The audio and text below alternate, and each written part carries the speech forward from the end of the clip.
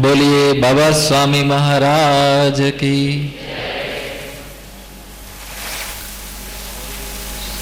इस शांति शिविर के दूसरे दिन परम जो अनुभूतिजन्य मार्गदर्शन है पूज्य गुरुदेव ने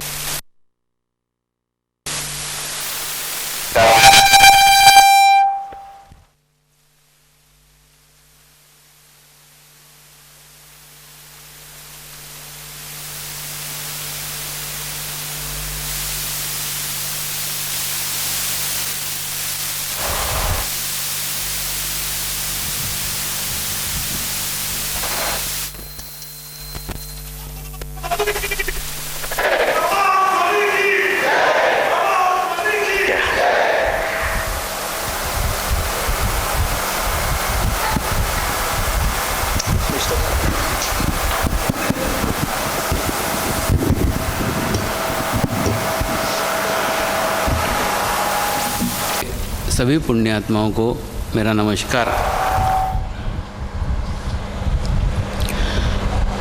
आज के कार्यक्रम की शुरुआत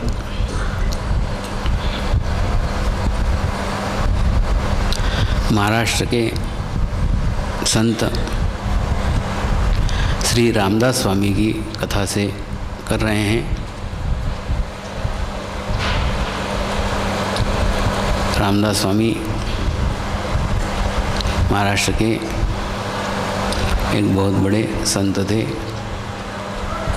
वो गांव-गांव में जाकर ईश्वर के भक्ति का प्रचार करते थे। ऐसे ही एक बार जब वो एक गांव में पहुँचे तो गांव में पहुँचने के बाद उन्होंने एक मंदिर में प्रवचन किया और मंदिर में प्रवचन करने के बाद अपने प्रवचन में परमेश्वर की अनुभूति की बात कही। एक बहन प्रवचन समाप्त होने के बाद स्वामी जी के पास आई और कहा, स्वामी जी आप प्रवचन में जिस अनुभूति की बात कर रहे हैं, प्रवचन में आपने जिस अनुभूति का जिक्र किया, ऐसी अनुभूति मैं करना चाहती हूँ। क्या आप मुझे परमेश्वर की अनुभूति करा सकते हैं? स्वामी जी ने उत्तर दिया,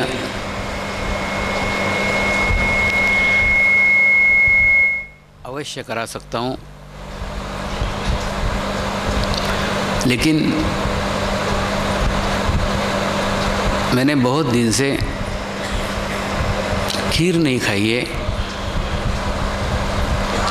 और खीर खाने की मेरी इच्छा है। खीर मुझे अति प्रिय है। अगर तू मुझे खीर बना करके खिला दे, मैं तुझे परमात्मा की अनुभूति करा दूंगा। बहन ने विचार किया, यह अनुभूति का सौदा तो बहुत सस्ता सौदा है। सिर्फ खीर खिलाने मात्र से अगर अनुभूति प्राप्त होती हो तो इससे सस्ता कोई सौदा नहीं हो सकता। वो खुशी खुशी अपने घर गई और घर जाकर के 4 घंटे बड़े मेहनत के साथ, 4 घंटे बड़े प्रयास के साथ उसने खीर बनाई। खीर में सभी काजू बादाम पिस्ते सब मेवे डाले, बड़े इच्छा से बनाई, बड़ी प्रसन्नता के साथ बनाई और बना करके स्वामी जी को अर्पण करने के लिए मंदिर में आई। जब स्वामी जी ने उसको आते देखा तो उन्होंने पास से एक नाली बह रही थी, उस नाली से गंदा पानी लेकर के अपना कमंडलू भर लिया और उस बहन की प्रतीक्षा करने लग गए। बहन आई, आने के पश्चात उन्हें खीर देने के लिए जैसे ही पास आई, स्वामी जी ने गंदे पानी से भरा हुआ कमंडलू बहन के सामने रख दिया और कहा, तू जो खीर बना के लाई है वो खीर इस कमंडलू में डाल दे। बहन ने देखा कमंडलू गंदे पानी से भरा हुआ था। बहन ने कहा, दीजिए मैं कमंडलू को पहले स्वच्छ कर लेती हूँ, कमंडलू को पहले पवित्र कर लेती हूँ और पवित्र करने के बाद उसमें खीर देती हूँ। स्वामी जी ने कहा, कमंडलू को स्वच्छ करने की कोई आवश्यकता नहीं है, कमंडलू को साफ करने की कोई आवश्यकता नहीं है। कमंडलू जिस स्थिति में है उसी स्थिति में तू खीर उसमें डाल दे। बहन ने किया। मैंने बड़ी मेहनत से ये खीर बनाई है। वो खीर अगर उस गंदे पानी भरे कमंडलू में डाल दूंगी तो सारी खीर ही खराब हो जाएगी, इसलिए मुझे उसे साफ कर दीजिए, फिर खीर डालूंगी। स्वामी जी जिद करने लग गए, मैं कह रहा हूँ ना, डाल डाल, तेरा क्या जा रहा है? ये खीर तूने मेरे लिए बनाई है, खीर तू मुझे देना चाहती है, तो मैं जहाँ कह रहा हूँ वहाँ डाल दे। बहन ने उत्तर दिया, ये खीर मैंने तुम्हारे लिए ही बनाई है, ये खीर मैं तुम्हें ही देना चाहती हूँ, लेकिन जब तक तुम्हारा कमंडलू साफ नहीं होगा मैं खीर नहीं दूंगी, क्योंकि मैंने बड़े परिश्रम से, बड़े मेहनत से 4 घंटे तपस्या करके वो खीर बनाई है, बड़े भाव के साथ बनाई है। तो जब तक तुम उस कमंडलू को साफ नहीं करते मैं खीर नहीं दूंगी। स्वामी जी ने उत्तर दिया, जो खीर तूने 4 घंटे मेहनत करके बनाई है, 4 घंटे प्रयास करके बनाई है, वो खीर भी तू इस गंदे कमंडलू में डालना नहीं चाहती है, तो मैंने वर्षों की तपस्या करके जो परमात्मा की अनुभूति प्राप्त की है वो तेरे कमंडलू में कैसे डालूं? तेरा चित्त रूपी कमंडलू गंदा है, उसके अंदर गंदा पानी भरा हुआ है, दूषित विचार हैं, बुरे विचार हैं और अतृप्त भाव है। ये सब गंदगी जब तक तेरे कमंडलू में है तब तक मैं मेरी विश्व चेतना, मेरे परमेश्वर की अनुभूति उसके भीतर नहीं डाल सकता। तो कहने का मतलब, परमेश्वर आपको मिलने के लिए लालायित है, परम चैतन्य आपके पास आने के लिए लालायित है। उसने आपके पास पहुंचने के लिए कई माध्यम बना के रखे हैं, कई मीडिया बना के रखे हैं। वो आपको मिलना भी चाहता है, वो आप ही के लिए मिलना चाहता है, वो आपको देना भी चाहता है, लेकिन वो आपको तब तक नहीं दे सकता जब तक आपका चित्त रूपी कमंडलू साफ न हो, चित्त रूपी कमंडलू स्वच्छ न हो, चित्त रूपी कमंडलू पवित्र न हो। अन्यथा कितना भी परम चैतन्य आपके कमंडलू में आ जाए, कितने भी जगह के अच्छे चैतन्य को आप ग्रहण कर लें, कितने भी अच्छे परमात्मा के चैतन्य को आप प्राप्त भी कर लें, तो जब तक कमंडलू साफ नहीं है तब तक कोई फायदा नहीं है, सब खराब हो जाएगा, सब समाप्त हो जाएगा। तो आप जो उस परमेश्वर की अनुभूति को, आप जो उस परमात्मा के चैतन्य को जगह जगह से प्राप्त करते हैं, उसे पाने के लिए मंदिरों के चौखट घिसते हैं, उसे पाने के लिए स्वामी के पास जाते हैं, उसे पाने के लिए आप अनेकों तीर्थ क्षेत्र में जाते हैं, उसे पाने के लिए आप कुंभ मेले में भी डुबकी लगा के आते हैं। ये सब कुछ करते हैं, लेकिन भीतर का कमंडलू साफ न होने के कारण कितना भी अमृत आप उसके भीतर भर लो, सारा अमृत आपका जहर हो जाएगा। इसलिए आज से ये प्रक्रिया उलट दो। ये अमृत पाने की, ईश्वरी शक्तियाँ पाने की, ईश्वरी चेतना पाने की, ईश्वरी चैतन्य पाने की सारी प्रक्रिया उलट दो। ये सब कुछ ग्रहण करने की आवश्यकता ही नहीं है, क्योंकि लेके भी आप उसको बर्बादी कर रहे हैं, लेके भी आप उसको खराबी कर रहे हैं, और लेने के बावजूद भी आपका तो कोई प्रोग्रेस नहीं हो रहा, आपकी तो कोई प्रगति नहीं हो रही। क्यों नहीं हो रही? क्योंकि जितना भी अमृत आप ग्रहण करते हैं वो सारा आपके भीतर के विष के कारण सारा विष में परिवर्तित हो जाता है। आज से ये प्रक्रिया उलट दो, लेने की प्रक्रिया ही बंद कर दो। आज से आप निकालने की प्रक्रिया शुरू करो। अपने भीतर का जहर निकालने की प्रक्रिया शुरू करो, प्रयत्न करो, धीरे धीरे शुरुआत करो, अवश्य संभव होगा। अतृप्ति का जहर, बुरे विचारों का जहर, गंदे विचारों का जहर, पुराने विचारों का जहर, ये जो आपने आपके भीतर भर रखा है, उसको सर्वप्रथम बाहर निकालो। जब तक ये जहर बाहर नहीं निकलता तब तक कितना भी अमृत भर लो, कुछ आपके काम का नहीं है। इसलिए आज से ये प्रक्रिया की शुरुआत करो कि आपके भीतर का धीरे धीरे जहर बाहर निकलना शुरू हो जाए। बाहर निकलने की प्रक्रिया एकदम आसान है, एकदम सरल है। संपूर्ण विश्वास एक जगह एकाग्र कर दो। फिर आप जिस स्थान पे एकाग्रता करते हैं उस स्थान पे अपने आप को पूर्ण समर्पित कर दो। समर्पित करते समय ये विचार मत करो कि जहाँ समर्पित कर रहे हो वो व्यक्ति योग्य है या नहीं है, वो स्थान पवित्र है या नहीं है, वो स्थान समर्पित होने के लिए सही है या नहीं है। समर्पण तो कहीं भी किया जा सकता है, आप कहीं भी समर्पित हो सकते हो। जहाँ समर्पित होगे वहाँ आप निखालस हो जाओगे, वहाँ आप खाली हो जाओगे। गुरु को तोलने की कोशिश मत करो। आप क्या करते हो?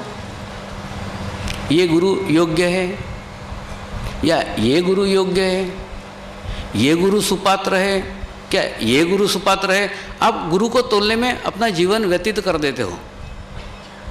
अरे बाबा, तुम कल्पना करो कि तुम एक गंदी बोतल हो जिस बोतल के अंदर पूरा गंदा पानी भरा हुआ है और आप थोड़ा थोड़ा ऐसा छलकाते फिर रहे हो, तो छलकाने में कभी भी गंदी बोतल का पानी पूर्णतः निकल नहीं सकता।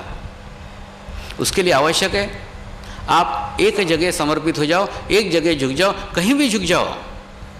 कहीं भी अगर आप संपूर्ण बोतल को झुका देते हैं तो सारा गंदा पानी उस बोतल के द्वारा बाहर निकल जाएगा। और बाहर निकलने के बाद परम चैतन्य को बुलाना नहीं पड़ेगा। परम चैतन्य आपके ही आसपास है, परमात्मा की शक्ति आपके ही आसपास है। वो स्वयं उसके भीतर प्रवाहित हो जाएगी, भीतर भर जाएगी। आपका सारा शरीर चैतन्य से भर जाएगा। लेकिन वो तभी संभव है जब आप आपकी गंदे पानी की बोतल, आपके गंदे पानी का कमंडलू खाली कर दो। खाली करते समय आपने कहाँ किया है कोई महत्व नहीं है। आप चाहें आप पहाड़ के सामने झुक सकते हैं, अगर किसी पहाड़ के सामने भी पूरे झुक गए तो भी पूरा पानी निकल जाएगा। अगर आप किसी नदी के सामने झुके तो नदी के सामने भी आपके भीतर की सारी गंदगी निकल जाएगी। अगर आप किसी समुद्र के सामने झुके तो भी वो सारी गंदगी निकल जाएगी। आप किसी व्यक्ति के सामने झुके, आप गधे के सामने झुके तो भी गंदगी निकल जाएगी। तो झुकना सिर्फ आपकी आवश्यकता है। आप कहाँ झुक रहे हो कोई महत्व नहीं है। आप किसको समर्पित हो रहे हो कोई महत्व नहीं, कहीं तो समर्पित हो जाओ। और जहाँ समर्पित हो जाओगे उसके अंदर आपका ही फायदा है, आप ही खाली होगे, आप ही निखालस होगे। और जिस व्यक्ति के सामने झुक रहे हो, जिस व्यक्ति के पास वो गंदगी डाल रहे हो, वो उस व्यक्ति की बात है कि उस गंदगी को या तो वो ग्रहण कर ले या उस गंदगी को वो छोड़ दे। कहने का मतलब झुकना आपका स्वभाव होना चाहिए। आप पूर्णतः झुक जाओ और पूर्णतः झुक जाने के बाद में आप पूर्णतः खाली हो जाओगे, आप पूर्णतः निखालस हो जाओगे। और निखालस होने के बाद में परमात्मा का चैतन्य, परमात्मा की शक्ति आपके भीतर स्वयं ही आ जाएगी। आप खाली होने को अगर तैयार नहीं हो और आप उस गंदे पानी को भरकर ही, अपने गंदे कमंडलों को भरकर ही परमात्मा की चैतन्य को ग्रहण कर रहे हो, तो उससे ना आपको फ़ायदा है न चैतन्य को फ़ायदा है। क्योंकि चैतन्य ग्रहण करके भी आपका कुछ भला होने वाला नहीं है, कुछ बढ़ने वाला नहीं है, कुछ प्रोग्रेस होने वाली नहीं है। इसलिए आवश्यक है कि आप कहीं भी पूर्णतः अपने आप को समर्पित कर दो। समर्पण शब्द का अर्थ है सर्वस्व अर्पण। देखिए, एक शब्द है अर्पण। अर्पण मतलब आपके पास जैसे थोड़े से फूल हैं, उसमें से थोड़े से फूल आपने अर्पित कर दिए। समर्पण यानी सर्वस्व अर्पण कर दिया। आपका अच्छा भी अर्पण कर दिया, आपका बुरा भी अर्पण कर दिया, आपके बीच कुछ रहा ही नहीं, आप पूर्णतः खाली हो गए, आप पूर्णतः निखालस हो गए। तो ये तभी संभव है जब आप पूर्णतः एक जगह झुक जाओ। और मैं जीवन में पूर्णतः एक जगह झुका, इसीलिए ये प्रगति होना संभव हो सकी। और यही इस पूरे प्रोग्रेस का, इसे पूरे प्रगति का रहस्य है। आज हम तीसरा विषय ले रहे हैं, सद्गुरु। विश्व चेतना जो विश्व के कण कण में फैली हुई है, वो परमात्मा का स्वरूप है, वही परमात्मा है। ये कल हमने जाना। सत्य धर्म, सच धर्म मनुष्य धर्म है। और इस मनुष्य धर्म को ही जागरूक करने के लिए ये सारे बाहरी धर्म बने हुए हैं। इन सारे बाहरी धर्मों का उद्देश्य आपके भीतर के मनुष्य धर्म को जागरूक करना है। तो धर्म यानी मनुष्य धर्म, परमात्मा यानी विश्व चेतना, ये दो बातें कल हमने जानी। आज हम सद्गुरु की बात कर रहे हैं। सद्गुरु वो है जैसे धर्म यानी सजीव ज्ञान, तो सजीव ज्ञान को देने वाला सजीव व्यक्ति होना आवश्यक है। यानी एक ऐसा देहधारी व्यक्ति जो जीवित है, वही सजीव ज्ञान का अनुभव करा सकता है, सजीव ज्ञान की अनुभूति करा सकता है। तो सजीव ज्ञान को देने वाला एक देहधारी व्यक्ति, उसे हम सद्गुरु कह सकते हैं। लेकिन आवश्यक है सद्गुरु कुछ निर्जीव ज्ञान का भंडार न हो।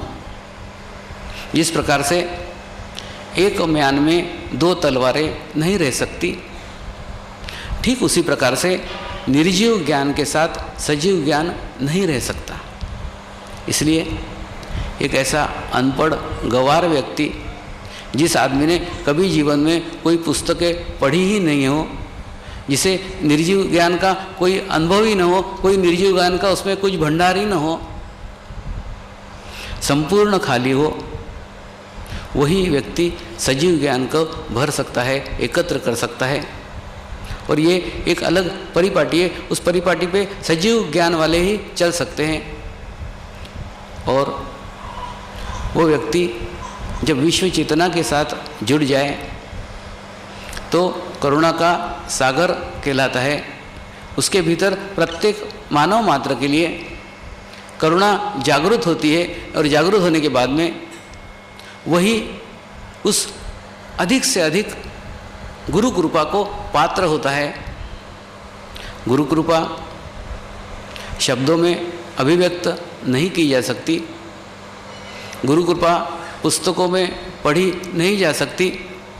गुरु कृपा सीधे बरसती है, लेकिन बरसने के बाद उसको लेने के लिए हमारा पात्र जितना बड़ा होगा उतना अधिक से अधिक गुरु कृपा को हम संग्रहित कर पाएंगे। तो गुरु वो व्यक्ति है जो व्यक्ति आपके आत्मा के उन्नति के लिए प्रयासरत हो, प्रयत्नरत हो, और अपनी ध्यान साधना से वो एक मार्ग, एक रास्ता तय कर चुका हो, बना चुका हो, और बनाने के बाद सिर्फ इसलिए वापस आया हो क्योंकि उसने आपको आश्वासन दिया था कि मैं आपको भी साथ लेके चलूँगा। सिर्फ उस आश्वासन के पूर्ति के लिए फिर वापस आया हो, ऐसा व्यक्ति सद्गुरु कह सकते हैं, सद्गुरु कहला सकता है। सद्गुरु एक ऐसा अक्षय पात्र है जिस पात्र में से कितना भी आप ग्रहण करो उसमें कुछ कमी आने वाली नहीं है, और उसके भीतर जो परम चैतन्य है, उस परम चैतन्य के अंदर आप कुछ अधिक डाल नहीं सकते, उसमें से आप कुछ ग्रहण कर नहीं सकते। कितना भी ग्रहण किया तो भी उसकी स्थिति यथावत रहती है। इसलिए उसके भीतर जो है, उसके पास जो है, उसके अंदर ना तो कुछ भरा जा सकता है, ना तो उसमें से कुछ निकाला जा सकता है। ऐसे अक्षय पात्र की स्थिति उस सद्गुरु की होती है, और सद्गुरु की खोज करने के लिए बहुत आसान माध्यम है, बड़ा आसान तरीका है। आप किसी भी समाधिस्थ गुरु के सानिध्य में जाना शुरू कर दीजिए, किसी भी समाधिस्थ गुरु को विनती करना शुरू कर दीजिए, किसी भी समाधिस्थ गुरु के पास प्रार्थना करना शुरू कर दीजिए। आप रोज़ प्रार्थना कीजिए कि मुझे मेरे जीवन में कोई सद्गुरु मिल जाए।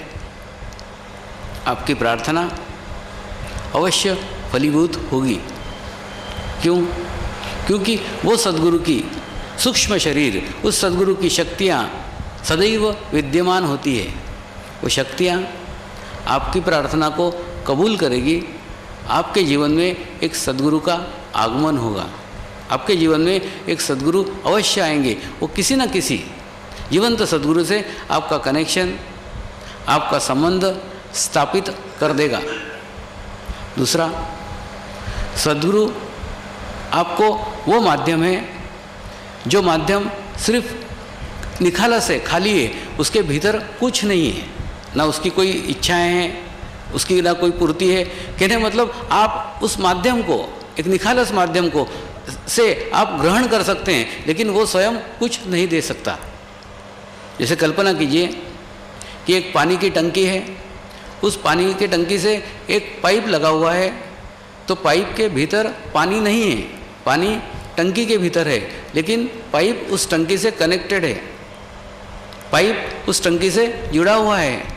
लेकिन जब आप पाइप को मुंह लगाते हैं और ज़ोर से करके खींचते हैं, आप इच्छा करते हैं, तो वो पाइप में से पानी प्रवाहित होता है। ठीक उसी प्रकार से उस टंकी जैसी स्थिति सद्गुरु की है, उस पाइप जैसी स्थिति सद्गुरु की है।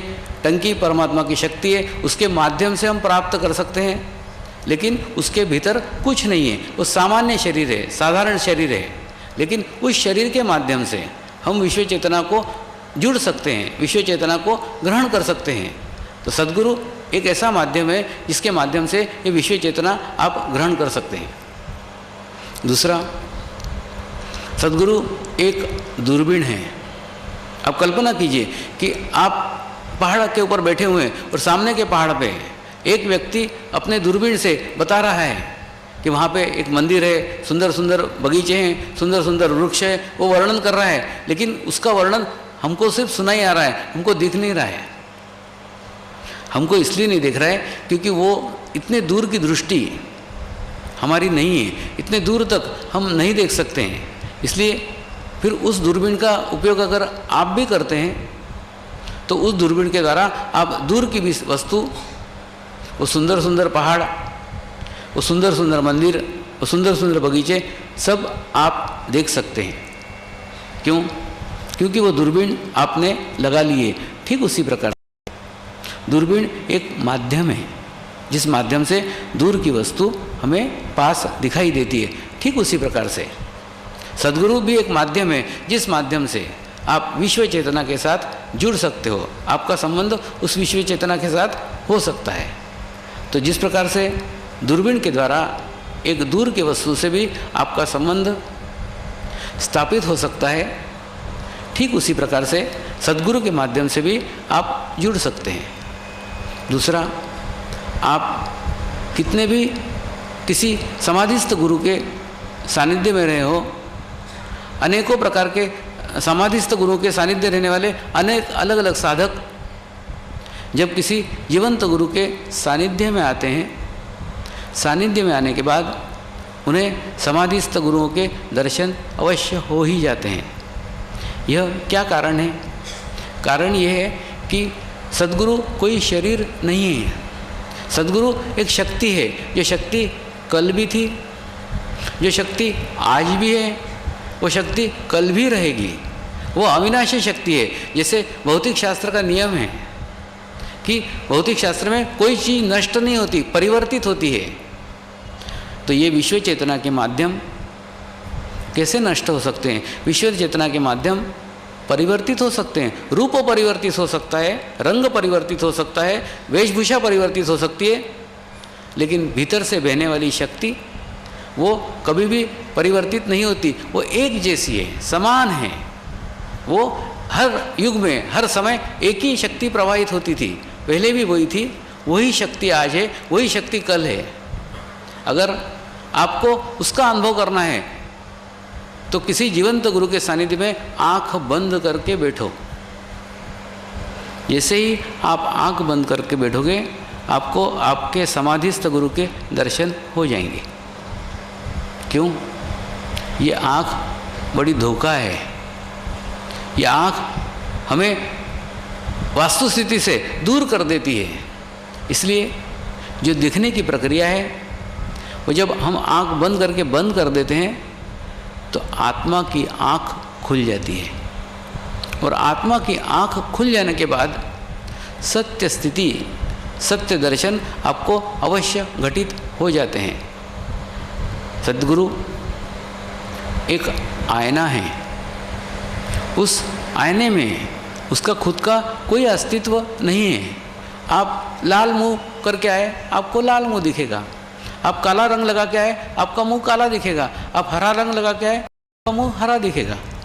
तो आप जो रंग लगा के आ रहे हैं, उसका प्रतिबिंब आपको उस आईने में दिखेगा, उस कांच के अंदर दिखेगा, उस मिरर के अंदर दिखेगा।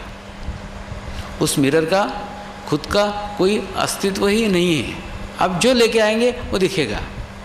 ठीक इसी प्रकार से किसी जीवंत गुरु के सानिध्य में जाने मात्र से आपको सर्वप्रथम आपके दोष दिखना प्रारंभ हो जाएंगे। बराबर आपकी गलतियां आपको दिखेगी। आपके दोष आपको कोई बता नहीं सकता। आपके दोष आप स्वयं जान जाएंगे। देखिए, जिस प्रकार से ये डॉक्टर सर्वप्रथम बीमारी को डायग्नोस करता है, उसके बाद में ही उसका इलाज संभव है। ठीक उसी प्रकार से किसी भी व्यक्ति को सर्वप्रथम अगर उसके दोष दिख जाएं, अगर दोष दिखें तो ही उसका चित्त सर्वप्रथम दोषों की तरफ जाएगा, और दोषों की तरफ जाएगा तो धीरे धीरे वो उसके दोष दूर कर सकता है। अगर दोषों का पता ही न हो तो दोष दूर कैसे किए जा सकते हैं? इसलिए ध्यान में आने के बाद सर्वप्रथम आपको आपके दोष दिखना शुरू हो जाते हैं। कोई आपको एक थप्पड़ मारता है तो आपको विचार आता है, ये थप्पड़ मुझे ही क्यों मारा, मुझ में क्या दोष थे। अब आपके दोष दिखना शुरू हो जाते हैं। ये ध्यान की प्रथम सीढ़ी है। ये सद्गुरु का प्रथम अनुभव है।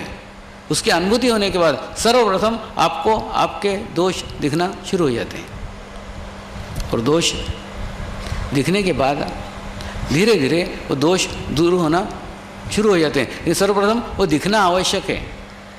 इसलिए सद्गुरु एक आईना है, एक मिरर है, जिसके पास में जाके आपको आपके दर्शन होना शुरू हो जाते हैं। और जितने आप आपके करीब जाएंगे, जितने आप आपके पास जाएंगे, आप देखेंगे धीरे धीरे आपके भीतर की आत्मा प्रकाशित होना शुरू हो जाएगी, आपके भीतर की आत्मा स्ट्रांग होना शुरू हो जाएगी, आपके भीतर की आत्मा मजबूत होना शुरू हो जाएगी, और धीरे धीरे वो आपको गाइडेंस करेगी, वो आपको मार्गदर्शन करेगी।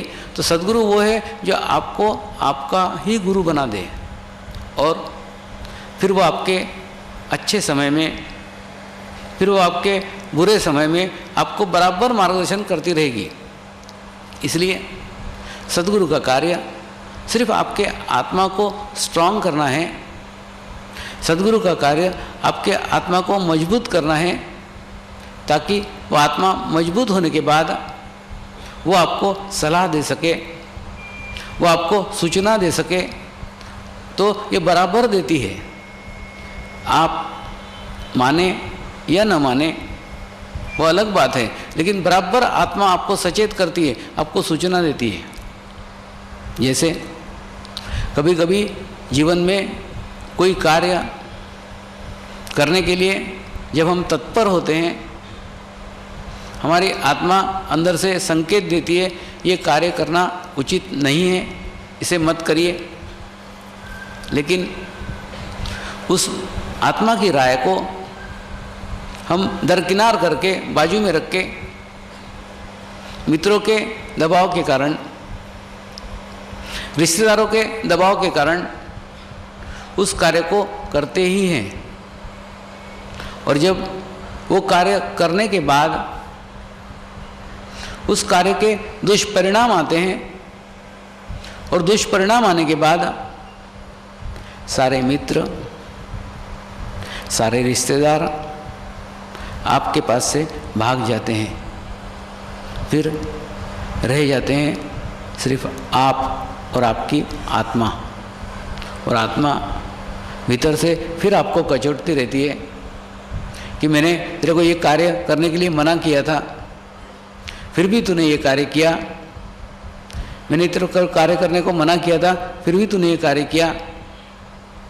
फिर उस आत्मा से बचने के लिए आप दूर किसी रिसोर्ट में जाके बैठते हैं, किसी हिल स्टेशन पे जाके बैठते हैं, तो भी वो अंदर की कैसेट चलती ही रहती है। दुनिया के किसी भी कोने में चले जाओ, उस आत्मा के कैसेट से आपको छुट्टी नहीं मिल सकती।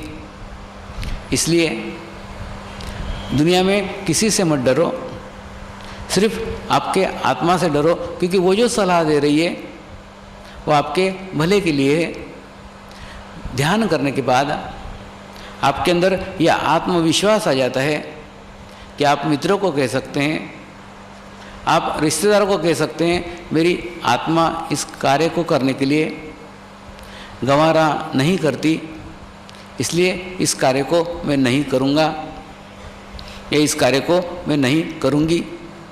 कहने का मतलब, जब आपकी आत्मा आपका गुरु हो जाए तो आपको किसी बाहरी मार्गदर्शन की, किसी पुस्तकों की कोई आवश्यकता नहीं है।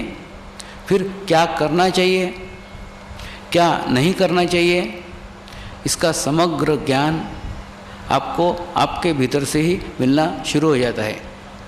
लेकिन ये करने के लिए आपको ध्यान करना आवश्यक है। सद्गुरु का कार्य सिर्फ आपके आत्मा को आपका गुरु बनाना है। उसके बाद में आगे का सारा कार्य, आगे का सारा रास्ता आपको ही आपका तय करना है। मोक्ष गुरु दे सकता है ऐसा नहीं है, वो मोक्ष का मार्ग बता सकता है, मोक्ष का रास्ता बता सकता है, लेकिन उसका रास्ता तय करना, उस रास्ते पे चलना आपका कार्य है। आप करेंगे तो होगा, नहीं करेंगे नहीं होगा। वो कर नहीं सकता, उसकी एक सीमाएं हैं। करने का कार्य आपका है, मार्गदर्शन का कार्य उसका है। वो सिर्फ मार्गदर्शन कर सकता है, वो सिर्फ बता सकता है, वो चल नहीं सकता। तो कहने का मतलब, इसमें कार्य आपको करने का है, मार्गदर्शन सिर्फ सद्गुरु करता है, सद्गुरु सिर्फ मार्गदर्शन करता है।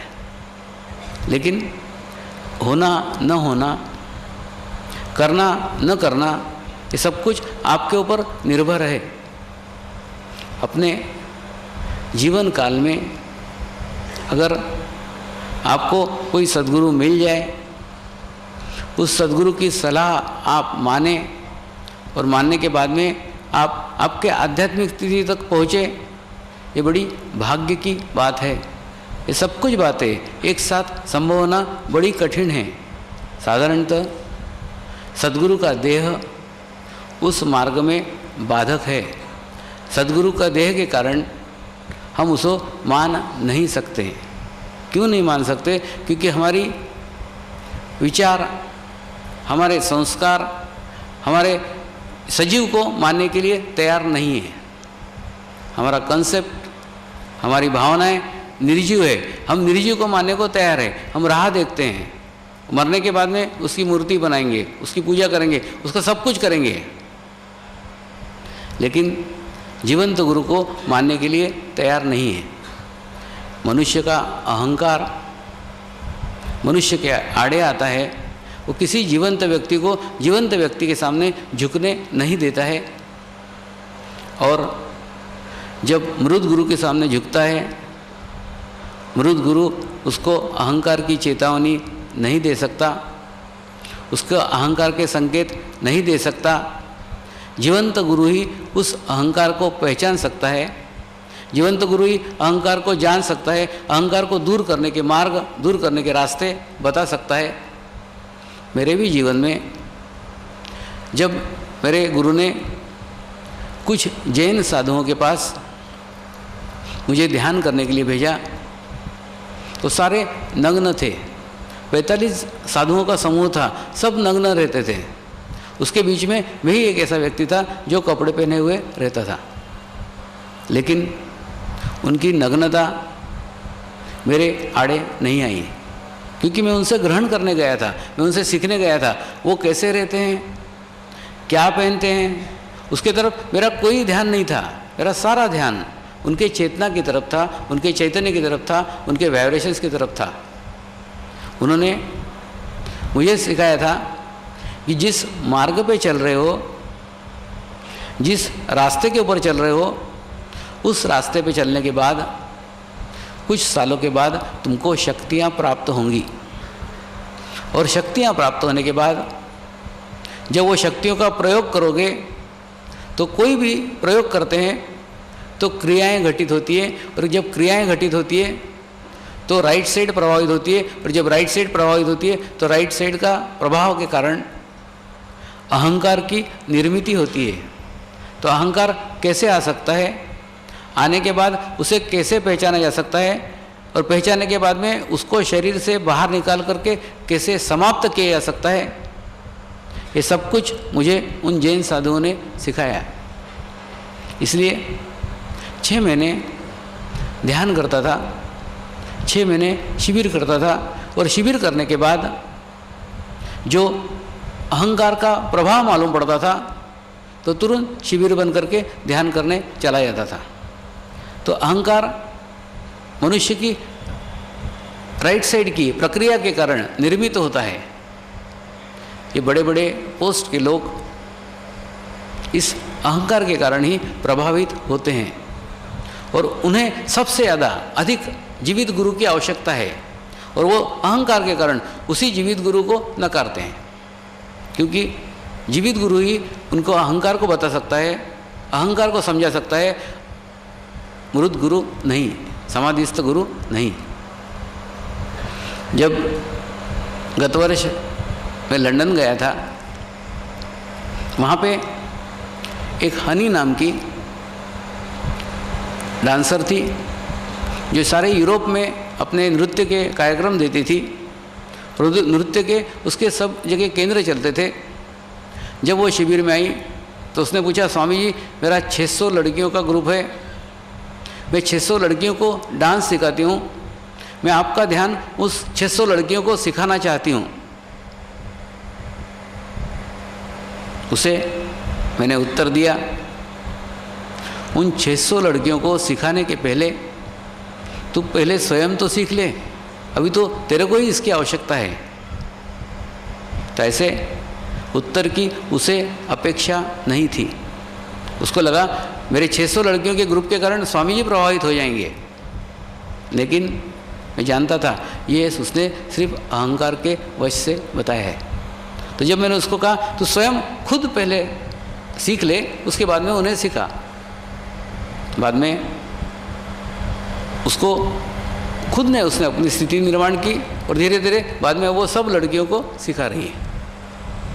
तो कहने का मतलब पोस्ट जितनी बड़ी बड़ी होती जाए अहंकार भी उतना ही बड़ा होते जाता है। और बड़ी पोस्ट में आपके अहंकार को बताने वाला, आपके अहंकार को स्पष्ट करने वाला कोई भी व्यक्ति आपके आसपास नहीं होता है। सारे व्यक्ति, सारा सर्कल आपके अहंकार को वृद्धिगत करता है, बढ़ावा देता है, लेकिन कभी आपके अहंकार को तोड़ने की, आपके अहंकार को बताने की कभी कोशिश नहीं करता है।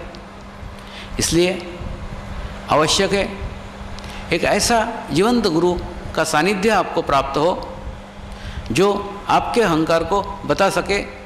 कोई तो ऐसा स्थान हो जिस स्थान पे आप पोस्ट के बिना जा सके, कोई तो ऐसा स्थान हो जिस स्थान पे आप नतमस्तक हो सके, आप झुक सकें।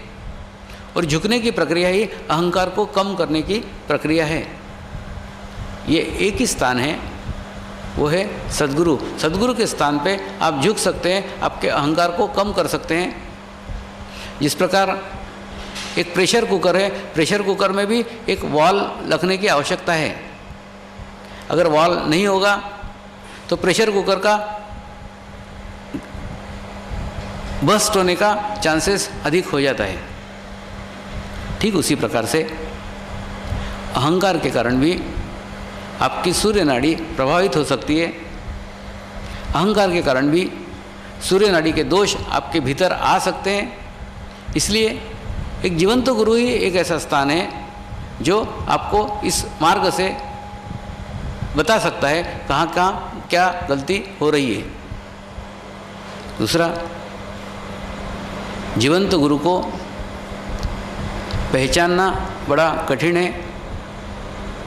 दूसरा, उसे जिस प्रकार से हम पुस्तक खरीदते हैं उस प्रकार से उसको खरीदा नहीं जा सकता, क्योंकि बहुमूल्य है, अमूल्य है। उसको देने के लिए हमारे पास कोई मूल्य नहीं है, तो उसको खरीदा नहीं जा सकता। उसको देखने के लिए हमारी आँख पर्याप्त नहीं है।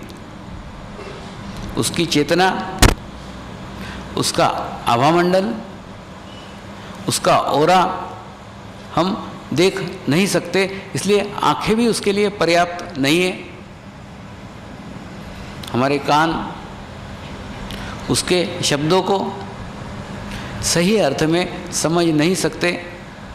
हमारे कानों को सुनने की भी क्षमता नहीं है कि हम उसको सही अर्थ में समझें, क्योंकि बताने वाला एक स्थिति से बता रहा है, सुनने वाला दूसरे स्थिति से सुन रहा है। तो ये सुनने और बताने में जो अंतर है वो अंतर बहुत बड़ा अंतर होता है। इसलिए कान भी पर्याप्त नहीं है कि हम उसे सुन के पहचान सकें। दूसरा, वो विद्वान व्यक्ति नहीं है कि उसकी विद्वत्ता के कारण हम उसे जान सकें, हम उसकी भाषा शैली के कारण उसको जान सकें, क्योंकि भाषा का भी उसे कोई ज्ञान नहीं है। तो जानने के लिए, उसकी खोज करने के लिए, उसको पहचानने के लिए एकमात्र रास्ता है, एकमात्र मार्ग है। उसे आत्मा से ही पहचाना जा सकता है। आपके व्यवहारिक सारे रास्ते, व्यवहारिक सारे मार्ग आपको वहाँ तक नहीं पहुँचा सकते हैं। आपकी आत्मा परमात्मा का स्वरूप है, वो आत्मा आपको वहाँ तक अवश्य पहुँचा सकती है। आप किस मार्ग से गए, किस रास्ते से गए, उससे कुछ लेना देना नहीं है। आप अंततः उस जगह पहुँच ही जाएंगे। सिर्फ आप एक शुद्ध इच्छा रखिए, आप मन में एक शुद्ध इच्छा रखेंगे, अवश्य आप उस स्थान तक पहुँच जाएंगे। दूसरा, सद्गुरु के सानिध्य में जाने के बाद अलग अलग अनुभूतियाँ होना शुरू हो जाती है।